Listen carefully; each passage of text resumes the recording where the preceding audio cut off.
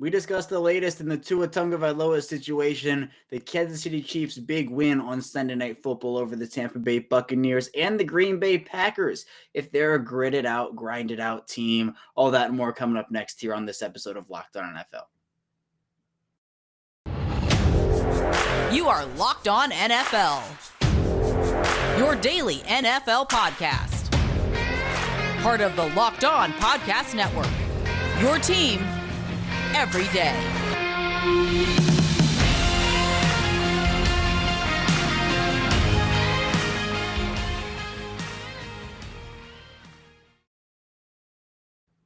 Welcome into another edition of the Locked On NFL podcast, part of the Locked On Podcast Network, your team every day. It's Monday. That means I'm here with you, Kevin Ostreicher, the host of Locked On Ravens. And thank you so much for tuning in today to Locked On NFL, making us your first listen of the day here. We're free and available on all platforms. It also includes over in video form on YouTube. And today's episode of Locked On NFL is brought to you by Prize Picks. Prize Picks is daily fantasy made easy. Pick 2 to 5 players, and if they score more or less in their Prize Picks projection, you can win up to 10 times your money on your entry. First time users can receive 100% instant deposit match up to $100 with promo code Locked On. That's prizepicks.com, promo code Locked On. And we are back here again, a Sunday slate of action in the books for the NFL in week 4, and we're now, for most teams, 1 month through the NFL season. We have the Monday night matchup tonight with the San Francisco 49ers and the Los Angeles Rams. We have a ton to talk about today. We're going to talk about a couple of really exciting games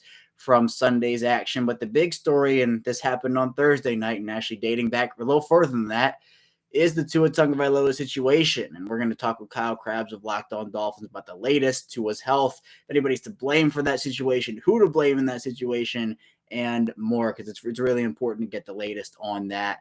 And also, we're going to be diving into the Kansas City Chiefs' big win over the Tampa Bay Buccaneers, an offensive explosion. We'll talk about that with Ryan Tracy over at Locked On Chiefs and what that means for the somewhat overlooked, I'd say, Kansas City Chiefs in a way, based on what the rest of the AFC West did in the offseason. Then finally, we'll flip over to the NFC, talk with Peter Bukowski of Locked On Packers about if this Packers team is a gritted out, grinded out team after their second straight game like that. They do it against Tampa Bay in week 3, this time against the New England Patriots in overtime in week 4. So without any further ado, let's dive into our content here. We'll start off with Ryan Tracy of Locked On Chiefs talking about that Kansas City offensive explosion in week 4. Well, the Kansas City Chiefs bounced back in a big way after their week 3 loss to the Indianapolis Colts with a huge 41-31 win over the Tampa Bay Buccaneers. Here to break it down with me is Ryan Tracy, one of the hosts over at Locked On Chiefs. And I know, Ryan, a lot of people were asking, how is Kansas City going to bounce back from that loss against Indianapolis? Many people had them winning that game.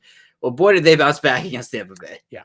I had them winning that game. These last 2 weeks have reversed from what I was really looking towards and expecting, to tell you the truth. When you underestimate an opponent so bad in Indianapolis, you have to then come back against what should be on paper a better matchup.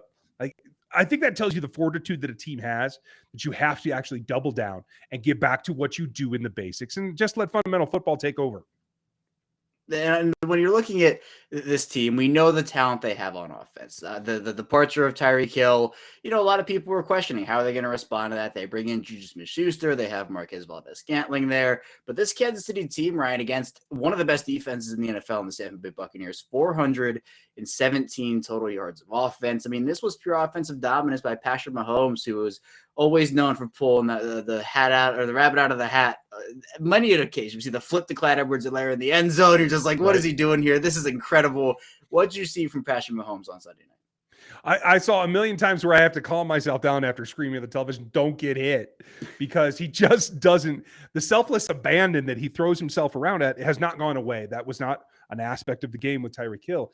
Where he's placing the ball has changed, but the fact that he's placing the ball and that he's making all these off-platform throws that only he can make. And I'm sorry, folks, if you feel that there are other players that can make this kind of consistent throws week in, week out, you're just playing wrong, because there isn't.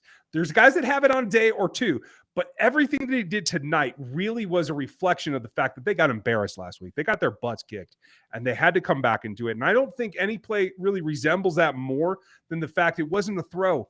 It was when he got out and had to out-scramble Devin White and get to that first down where he had to dive for to make sure that they move the chains. And that's the new paradigm, right? You don't have the over-the-top, any play can go for 90 yards. It's a little bit more methodical, but you have to keep churning the chains, and that's what he made sure he did. And I know for the Chiefs, Ryan, you have a running back rotation there with Clyde Edwards-Helaire and Jarrett McKinnon, but Isaiah Pacheco is a player that I know is really exciting in Kansas City right now. Someone who I think could have a future there, a bright one. If that, how has the running back rotation looked to you so far? Because we have 19 carries for Clyde Edwards-Helaire, but Pacheco coming in with 11. That's substantial. Yeah, and this is the first time it was substantial, and I think we're all very excited about that. I, for one, as kind of like an old school former coach, like I want a little bit more fundamentals. I want more run game to balance and give you more play action options that actually work. I love that aspect of it, and it's been a lot on Clyde's shoulders the last couple. What Pacheco brings is a guy that's got a chip on his shoulder. He wasn't a high draft pick. He wasn't the first rounder that Clyde was, but he's been thrown into the mix. He's got some great explosiveness to his game. The change of direction is something that I actually think has been improved since he left Rutgers. He's joining Mike Burton in the backfield, so there's a whole Scarlet package you'll see from time to time, the Scarlet Knight package, both the backs in the backfield being from Rutgers, and I think that helps. There's a camaraderie that he's built really instantly, to tell you the truth, and he runs so hard. I think that actually showed up in Clyde's game tonight as well. I think the two of them together are both a little bit more forceful in terms of the way that they run, and I think a little more pushing each other to find the right gaps and make those cutbacks in a timely fashion to keep this run game going. And the big plus is that Jarrett McKinnon's the fastest of the three of them probably at this point. I mean, it might be debatable, but he's out there, right? He's also the oldest of them. So what it does is it gives you a third down back that you can now protect, and he doesn't have to play and take as many touches. That gives him longevity through the season, which he actually showed up really well in the postseason last year.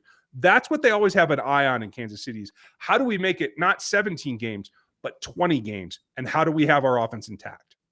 Exactly. And part of that is the wide receiver core. And we talked about, the departure of Tyreek Hill. I know, Ryan, you've talked about it extensively on your show, but you're looking at it now. You have Marquez Valdes-Scantling with 3 for 63. Juju Smith-Schuster coming over from Pittsburgh in this game, 5 for 46. Sky Moore, the rookie, 2 for 31. I mean, you're adding in all these pieces. How did they look on Sunday night? It's nice because you never know who's going to show up. Sky Moore's been slow to get into the ball game, right? There's a lot of pressure there from the Kansas City fan base to get him more involved. But in any Andy Reid offense, there's just a small sliver that they give you to begin with, and that expands over time. And that's what they're doing here. The key is that when you look at everybody, the offense flows to Travis Kelce as it always has. That's not different. It's just that the over-the-top threat now is MVS, which is not as dynamic as Hill is, right? But now you have the underneath, you have the drags, you have the medium crossers that now you have Sky Moore on. In fact, Patrick missed a pass tonight trying to force it in where he could have hit Sky for a first down. And that just shows you that it's not just a two-prong attack. Now it's 4. Now it's 5 pass catchers that can always hurt you and move the ball. And I think that makes the Kansas City offense so dangerous. Not that it wasn't dangerous before, obviously, but it's a different dynamic that they have there now. And I think they are figuring it out, and it is working, as we saw on Sunday night. But Ryan, we're a month into the NFL season now with 4 games under the belt for Kansas City. The defense has been kind of mixing and matching some pieces. I mentioned the Tyreek Hill loss on offense, Tyrann Mathieu, one of those losses on the defensive side of the ball. So you're bringing in new pieces. You're kind of working guys in. Obviously, you still have talent like Chris Jones on that front 7. But how has the defense looked to the first month of the year to you? It's been touch and go at times, but one thing has been kind of true that the back 4, 5, sometimes 6, when they get into dime like they did tonight, is on the way up, and it's pretty consistent.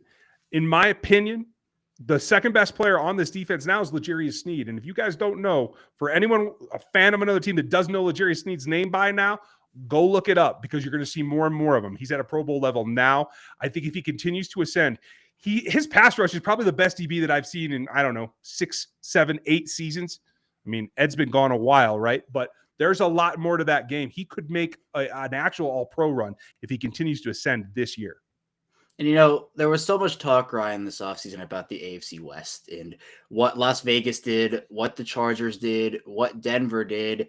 And it felt like Kansas City, with the Tyreek Hill loss, with the Tyrann Mathieu loss, were kind of pushed to the wayside a little bit. And we're saying, hey, let's look at all the shiny pieces in Denver and Las Vegas, in Los Angeles. And, well, what about that Kansas City team? Well, they're still there. That's a thing. So now we're a month in.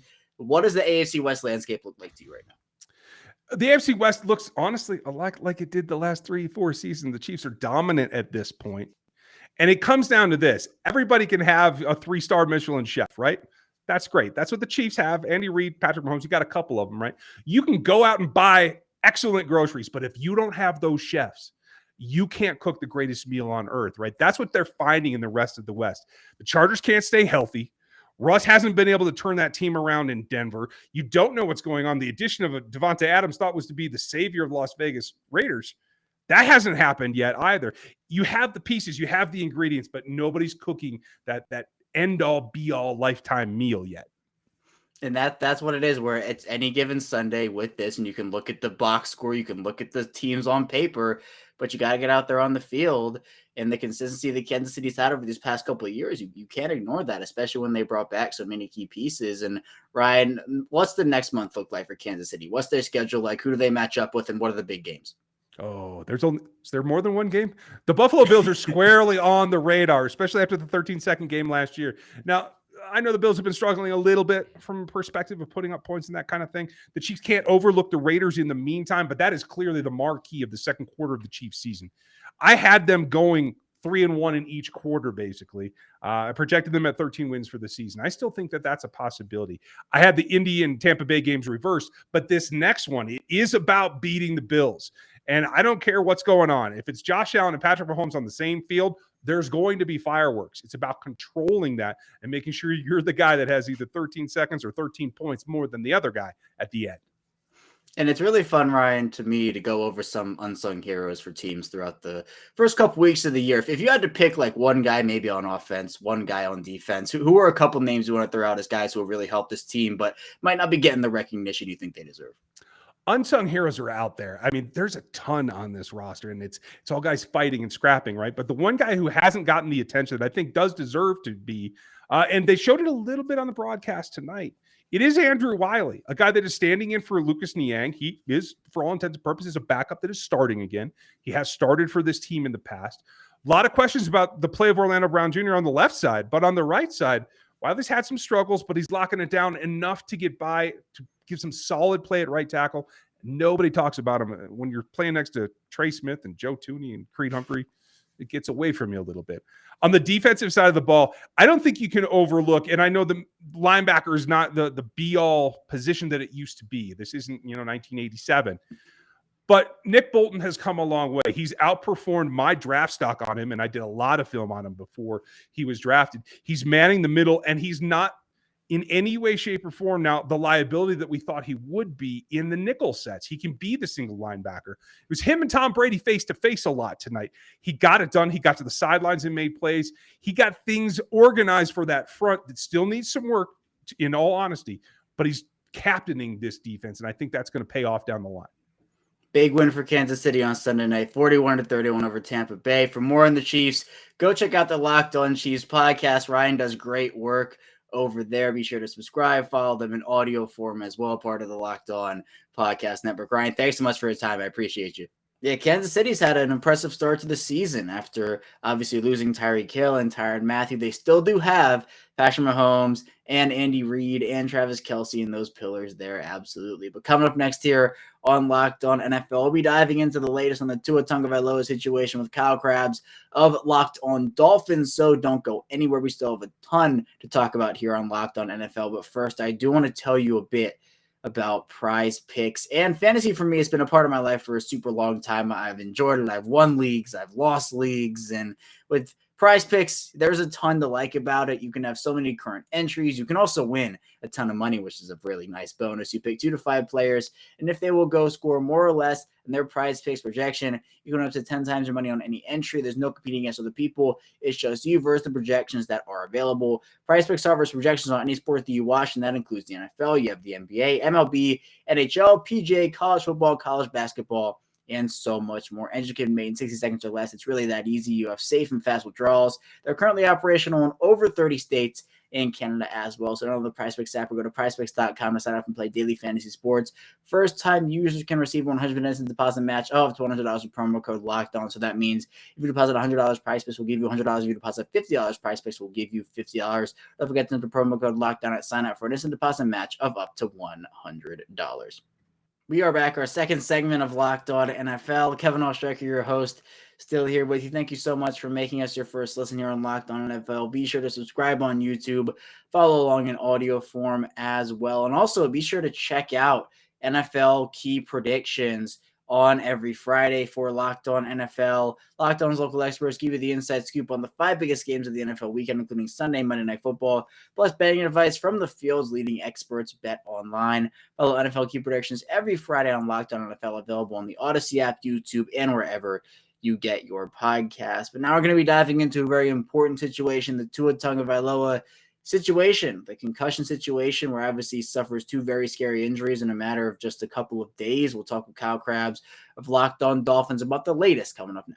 Well, with the slate of Sunday's action wrapped up, there is still a storyline from Thursday night to talk about, and that is the handling of the injury situation of Dolphins quarterback Tua Tagovailoa. And here to talk with me about it is Kyle Krabs, the host over at Locked On Dolphins. Kyle, I know it's been a whirlwind of a couple days for you, even dating back to Sunday against Buffalo in that Week 3 game. I mean, what do you know about the situation? What can you tell us about the latest in updating this Tua situation? Well, I think that the biggest takeaway from this is that in the joint investigation between the NFL and the NFLPA, they've already identified what they feel is necessary changes to the vocabulary in identifying head injuries and concussions and flagging players to returning from game. And based off what we understand, there was a portion in the game against Buffalo where Tua Tagovailoa attempted a quarterback sneak under center and got bent over backwards and appeared to grab his back in the midst of the pile. And then the hit that everybody saw, in which he does hit his head, also flared that same back injury in that instance. And that was when they did their evaluation. They evaluated that it was not a neurological trigger that caused him to stumble. It was something else tied to the back. So the NFL and the NFLPA have already identified this to say, we're going to remove all the subjectivity from it. There's going to be no ambiguity moving forward. If you stumble, it's a trigger, period. And you will not come back into the game. So it seems as though, at least based off of the information that we have right now and how swiftly the NFL and NFLPA have identified this as a key change that they felt was necessary to very quickly expedite and change in the concussion protocols, that probably contributed to some way into how he was diagnosed on Sunday and then proceeded to play again on Thursday. Although I will say the Dolphins, they did do concussion checks throughout the course of the week to go what they felt was above and beyond. And he showed no signs of head injury in any of those checks on Monday, Tuesday, or Wednesday. So I think this speaks a lot to the complexity of head injuries in general. And I think, if anything, the fact that we've identified some language in the concussion protocols that can be changed for the better to remove the subjectivity of it, I think that's a good thing. Right, and obviously 2 very scary moments, both against Buffalo in Week 3 and obviously Cincinnati in Week 4, where you see him stumble coming up after that hit against the Bills, and then you have in Week 4 him just getting slammed on his head, and then obviously everything that came after that, he ends up flying back with the team. And obviously there are a lot of questions about what happened, the handling of the situation, Kyle. And I know we're not doctors over here at Locked On NFL, but based off of, again, how much or even how little you know about the situation, are you content with the explanations that have been given so far by all parties?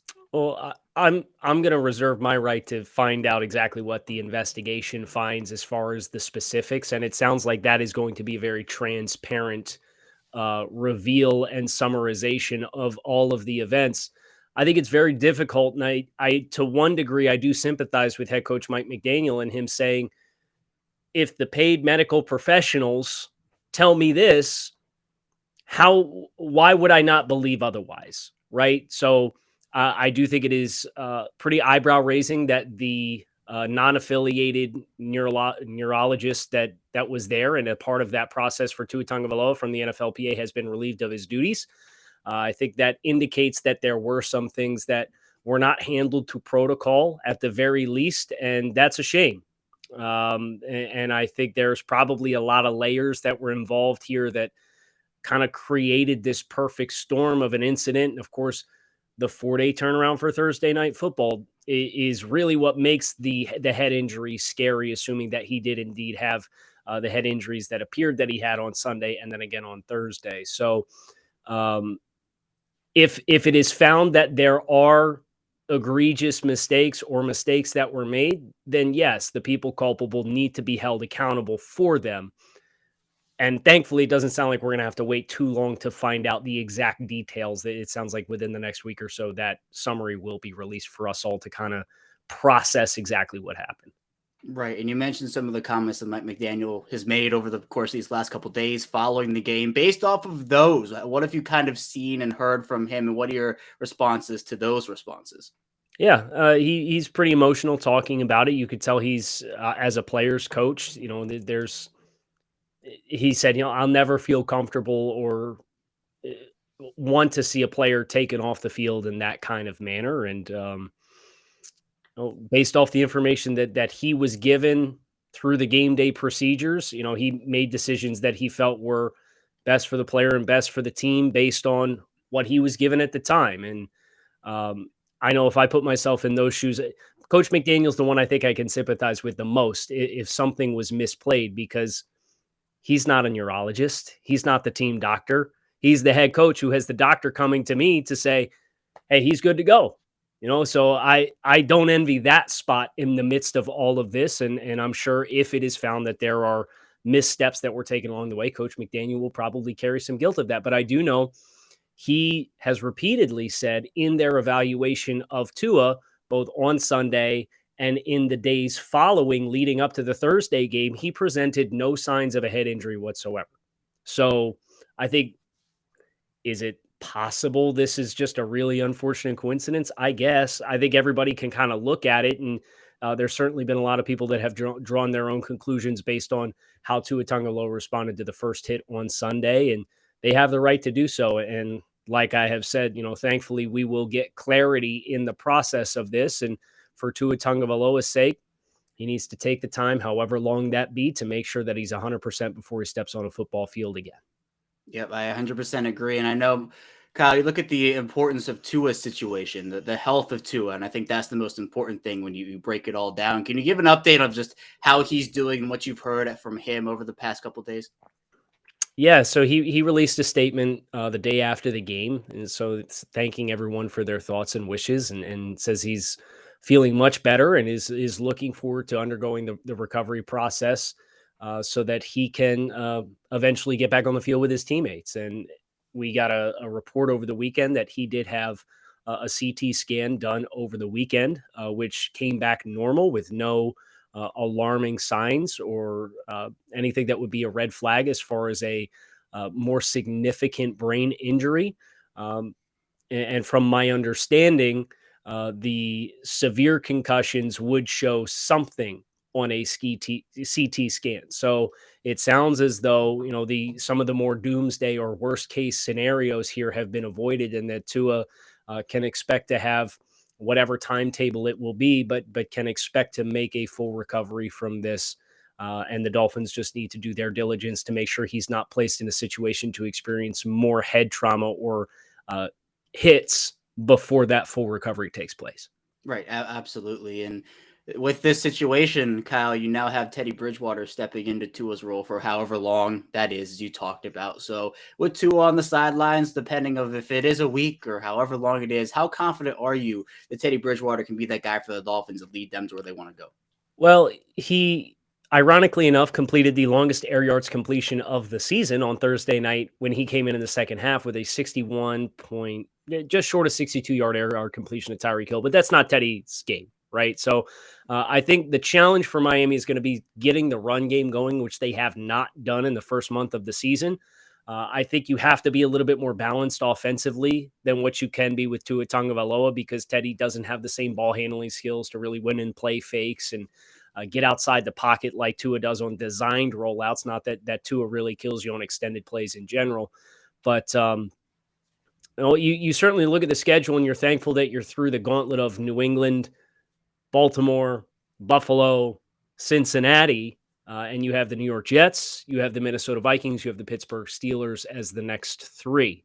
And we've got a chance to see two of those three teams play against each other on Sunday, with the Jets and Steelers, with the Jets winning that contest. And I think Teddy Bridgewater, you're paying him a decent amount of money. You can certainly hope if we see him hypothetically, if he plays that 3-game stretch, you'd like to think you could find a win in there and put yourself in a position with a strong defense to maybe steal another one too. So I think the Dolphins should have some optimism as long as they get the run game going, that they can keep their head above water for however long that they need to, because the schedule's going to soften up for them a little bit here.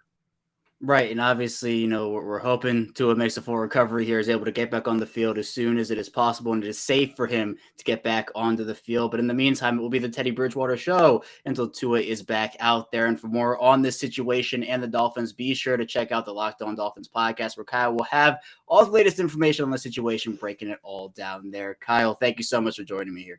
Obviously, the number one thing here is Tua's health. So a speedy recovery to Tua. Hopefully everything is okay with him and he's able to get back onto the field, of course, when he is ready and when he is 100% healthy and able to.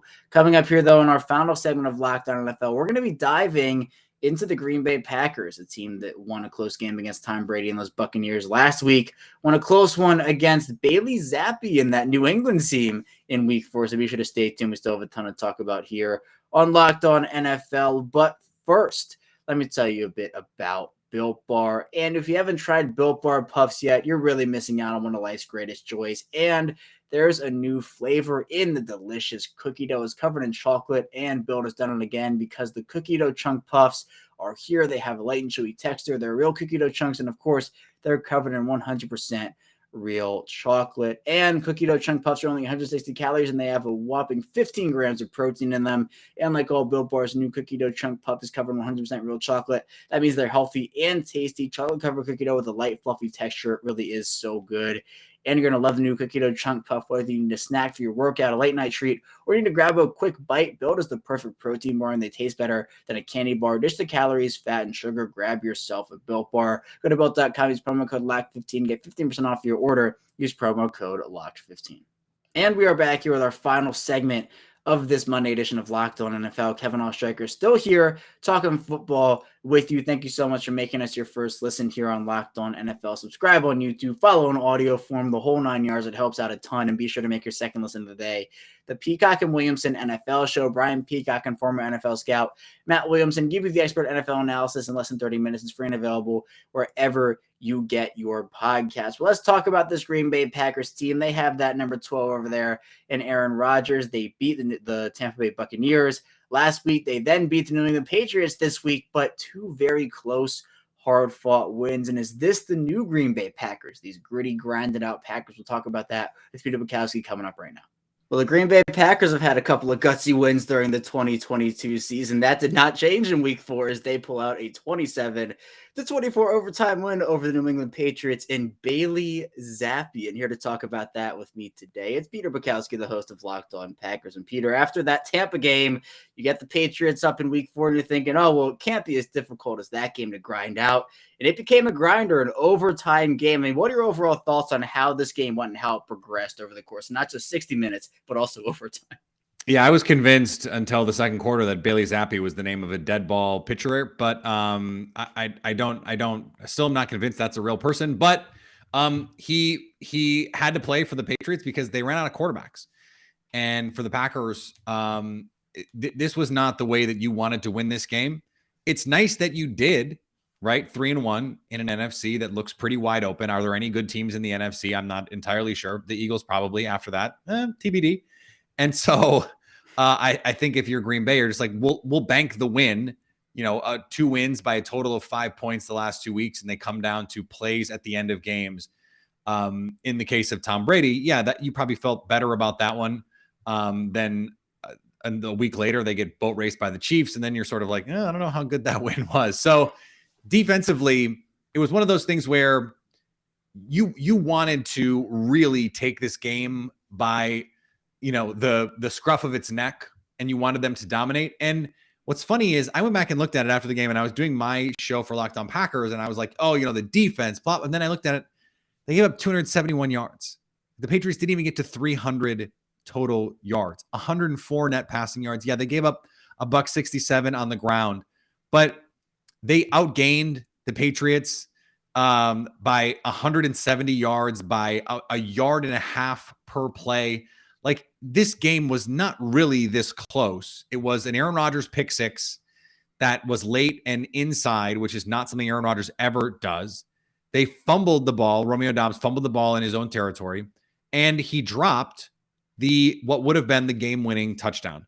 This game was not really this close. They played 2 games. The Bucs game was not really this close, and the Bears game was not really that close. So they've had some of these like grind them out wins, but those games, if you look at like in the aggregate, they weren't really as close as the final score indicated. This is another one of them. You just would rather the score reflect how much you beat a team. And it makes sense. And I know there's been a lot of talk about, again, the running back duo of Aaron Jones and A.J. Dillon. But, Peter, we talked about these guys last week. I want to talk about a different duo, and that is the duo rookie wide receivers. Yes. That's Christian Watson, Romeo Doubs, both getting in the end zone on Sunday. And, Peter, it's really funny because obviously these guys super talented, but this isn't just a this year thing, obviously. It feels like the Packers are setting them up for success, not just this year, but for years in the future here. Yeah, and it is particularly interesting because neither guy has first-round pedigree. This has been the talking point now for years with Aaron Rodgers. Though they don't take any first-round receivers. Like, okay, well, Randall Cobb, second round, Greg Jennings, second round, Devontae Adams, second round, Jordy Nelson, second round, James Jones, third round. Like, if they're good players, they're good players. But here's a stat for you, Kevin. Of all of the fourth round or later receivers in NFL history, the only guy with as many receptions, yards, and touchdowns as Romeo Doubs has through 4 games as a rookie, Marcus Colston, in history. So we're talking about an unprecedented start, or something close to unprecedented, historical level start for a day 3 pick. And then Christian Watson's still just working his way back. They get him in the end zone on a designed run. He's, in every game he's played in, gotten a rush or a push pass. They just want to get him the ball with a chance to do something in space. They have taken shots with him down the field. They ran a little jet motion and got him up the field on a wheel. Rodgers missed him. He was open. Like, they've had opportunities. Both rookies now have dropped touchdown passes. Unfortunately, week 1, Christian Watson drops a 75-yard would-be walk-in. And Romeo Doubs does not survive the ground on a play that he made. And it's not a touchdown. I think reasonable people, frankly, can watch that and go, that should probably be a touchdown, but the rules are stupid. And that's the rules. It was funny to have Tony Romo in the booth and have Jim Nantz bring up the Dez catch because it was a very similar play, going to the ground and not surviving the ground. And I have for years said Dez didn't catch it. And so I can't, on the one hand, say Dez didn't catch it and then say Romeo Doubs caught it. No, by the letter of the law, he didn't. And that it just is what it is. These guys, if that's the difference, they're going to make those plays. And Rodgers and the receivers are going to be on the same page in November and December. And it's just going to change this offense. The fact that we're sitting here in the first week of October and Romeo Doubs is leading the team in targets, that Christian Watson, they're scheming up 3 or 4 plays every game designed to get him the ball.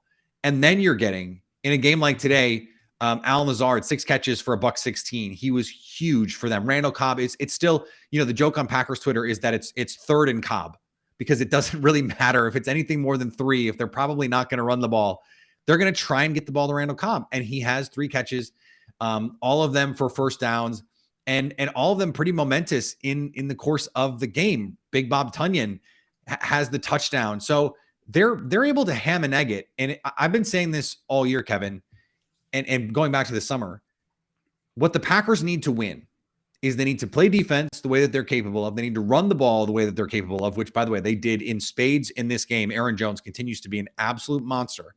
And then Romeo Doubs and Christian Watson need to make like a play a week. Well, they did more than that in this game. And as long as you stop doing the stupid things like fumbling in the case of Romeo Doubs, or throwing pick sixes, which Aaron Rodgers has done one other time at Lambeau Field in his career, these are just outlier events. They're not going to keep happening. I think Packers fans should be really encouraged. These are the signs that we're already seeing from these rookie receivers. They're already, in a lot of ways, more productive than any other group of rookies that we've seen at that position in the Aaron Rodgers era through 4 weeks. So this is really exciting from really only just that standpoint when you're looking at this game. No, it makes sense. And Peter, when talking about the defensive side of the ball, you talked about it a Mm. little bit earlier, but this is a Green Bay defense that held the Patriots to 3 of 11 on third down. Overall, they had a pretty solid performance in this game, all things considered. Now we're a month in to the 2022 season now through 4 weeks. The Packers have added some talent, some high pedigree rookies in there, but they've also brought back a ton of guys, and they've had so much talent on that defense now. Right. What has it been like over this first month? Is this Packers defense what you thought it would be? It is. And Rashawn Gary has been an animal, an absolute monster. He has a sack in every game so far this season, had 2.5 on Sunday against the Patriots. They couldn't block him. And they couldn't block him in the run game. They couldn't block him in the passing game. He's getting help from the Kenny Clarks and Jerron Reeds and Preston Smiths. And then we're starting to see the safeties play a little bit better. The Packers lost Adrian Amos early in this game to a concussion. Unfortunately, he says he's okay, but still, unfortunately, the Packers are really thin on this defense. They have really, really good 11 starters. After that, they have a lot of question marks. And so when you have to play Keyshawn Nixon because Jair Alexander is out, you're thin. If you have to play Rudy Ford, who's only been on this team for a month and was really signed to play special teams, having to play safety because Adrian Amos is out, that's going to affect your defense. At the same time, it's very similar to last year, Kevin, when this defense was absolutely lights out against the best quarterbacks, lights out against Russell Wilson, against Patrick Mahomes, against Kyler Murray, against Joe Burrow, against Matthew Stafford, getting takeaways, getting pressures, really playing lockdown type of defense. And then it was the games that were stupid. It was Baker Mayfield on one shoulder and playing this passive game plan where you're playing 2 deep safeties and you're going to let a team that would be just grateful to run the ball 40 times, just giving them free boxes all game. And it was the off coverage against Tyler Huntley and the Baltimore Ravens in a game I'm sure you remember when the Ravens had a chance to win it at the end on a 2-point conversion. They came back from down 3 scores to almost steal that game. It was these games where they would lose focus, where you're just going, what is going on here? And I think that's something that's apparently just wired into their DNA. The good news is, against the good teams, they play well. They played well last week against Tampa Bay. They played play pretty well against Minnesota week 1. They blew 2 or 3 coverages when they couldn't afford to do that. We haven't seen them do that in the intervening weeks. So, I think it was a good sign that they did not have that happen against Justin Fields. Although can a defense play bad enough for Justin Fields to look good? I don't know, TBD. And we'll see moving forward. I think that, they're not going to be tested really for another month. Daniel Jones coming up, Zach Wilson coming up, and Carson Wentz coming up before they have Josh Allen. So it's not exactly a murderer's row of quarterbacks. Are they going to stick to a lot of these too high principles when it seems like for the Patriots, Bailey Zappi, physically incapable of throwing the ball past 30 yards, right? So why are you playing this soft shell coverage, even though I understand that's who you want to be by identity? Press these receivers. They can't push the ball down the field. They want to run the ball. You're kind of letting them. And that was the part of it that is frustrating. But again, against the good teams, they've had good plans. They've come out with juice. They've executed well. So I kind of just can't be mad at it at this point, because as long as they play the good teams tough, that's what matters in January. And for the Packers, ultimately, the only thing that matters in any given season is what happens in January and hopefully February. Picking up wins, no matter how they're picked up, is an important part of that. So, Peter, final question. Is this Packers team that grinded out, gritty win team, 1-score possession games, or are we going to see some more blowouts here over the course of this season? I think in the short term, they're a gritty, grinded out team. I think they have the potential to be a team that will just run you off the field, especially defensively, because this pass rush, there just aren't many teams that have the offensive line. They're going to give their quarterback time consistently to throw it against this group, especially when they want to bring pressure, when they want to heat you up a little bit, when they think they need to blitz to win. They started blitzing Tom Brady, and it worked in a lot of cases. So I think, Josh Allen, how do they play Josh Allen? How do they play, Jalen Hurts? These next couple weeks are going to be telling. These are the games that you need to blow guys out, because after this stretch, they've got to play the Rams. They've got to play the Dolphins. They've got to play the Vikings. They've got to play the Lions twice. The Lions can score points, like a lot of points. If you're watching a Lions game, that Lions game is going over whatever the total is. That has just been their MO all season. So they're going to have to score to win if they want to blow teams out. This stretch upcoming is the stretch to do it, and then it's just going to be grinded out. Now, if they can blow out some of these good teams, you go to Buffalo and beat them by 10 or 14. That'd be pretty impressive. You beat the Rams at home as they did last year. They dominated that game really from start to finish and let up a little at the end. That game was not really close. You go to Miami and get like that. Those would be the sort of signature wins that you put on your resume and you go, we are a Super Bowl team. Look at us. They haven't had that one yet, but they also really haven't had the opportunity yet. Right. This Packers team 3-1. They'll have opportunities throughout the rest of the year to prove themselves for sure. Peter, I appreciate your time. For more on the Packers, be sure to check out Peter's work over the Locked On Packers podcast, part of the Locked On Podcast Network, your team every day. Peter, I appreciate you. Thanks so much. Green Bay seems to be the favorites in that NFC North to pull out that division. And based off everything that's going on, if they continue to grind out those wins, those gritty wins, they could be a very, very high seed come playoff time with the talent they have on that roster. That's all I have for you here today on Locked On NFL. Thank you so much for tuning in today. When we get back here tomorrow, we're diving into more NFL content with your Tuesday host. So be sure to stay tuned for that. We will see you right back here tomorrow.